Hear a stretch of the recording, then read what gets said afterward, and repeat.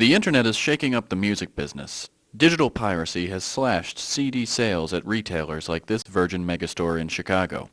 Analysts estimate nearly 20 billion songs were downloaded illegally last year.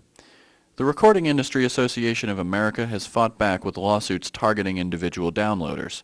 But are they catching the right people? David Andorra doesn't think so.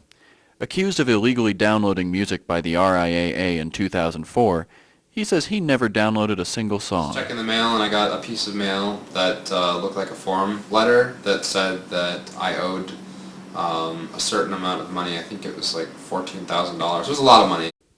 Andorra, whose musical tastes include folk music and movie soundtracks, was surprised by the types of songs he was accused of stealing. Well, most of the songs I didn't have, and a large chunk of the songs were hardcore rap and religious songs, which are just ridiculous to anyone who knows me well.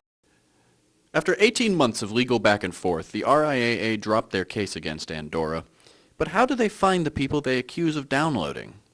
One of their representatives sent us this diagram explaining the process. Investigators log onto a peer-to-peer server and record a downloader's IP address. Then they subpoena the internet provider to find out who owns the IP. After getting the name, they send the person a letter like this one David Andorra received. It says a lawsuit will be filed against them for at least $750 per song unless they pay a settlement fee of several $1,000s. The RIAA uses these hardball tactics because they feel stopping piracy is a matter of the utmost importance. After this record release party, we met Daniel Kuipers of EV Productions, a small independent hip-hop label based in Evanston. Though not affiliated with the RIAA, he shares their concerns about music piracy.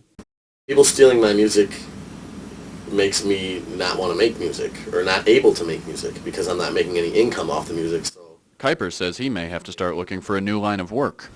Eventually, they steal enough, the record label's going to close, I'm going to go get a job at White Hen, and then I'll be making your sandwiches instead of your music, you know. Attorney Charles Mudd's firm represented David Andorra. He thinks the RIAA sometimes chooses its targets carelessly. You're catching families that, may not even have a computer. They're catching people that are deceased. And sometimes they're even catching people with the wrong name. My name is Paul H. Wilkie. The name on the suit is Paul-E, P-A-U-L-E, not space E, Paul-E. And that's just not me. Like Andorra, Wilkie says he never downloaded a song illegally and doesn't even have the software to do so. He decided to fight what he believes is a case of mistaken identity. His lawyer, Dahlia Saper, says many people afraid of expensive litigation choose to pay the settlement fee instead. If legal fees are allowed or the uncertainty of the field makes it too risky for you to pursue it. We asked what the RIAA did with the money they collect from the lawsuits. The money goes straight back into the RIAA legal funds to fund more lawsuits. The RIAA did not respond to specific questions about their lawsuits or the way they identify alleged music pirates. But a spokeswoman did email us to say, quote, "These lawsuits are by no means a money-making exercise. Money from settlements is reinvested in anti-piracy efforts." That's small comfort to Paul Wilkie.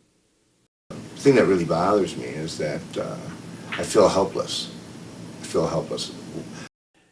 He filed a motion for summary dismissal of the lawsuit Tuesday. The RIAA has until September 19th to respond.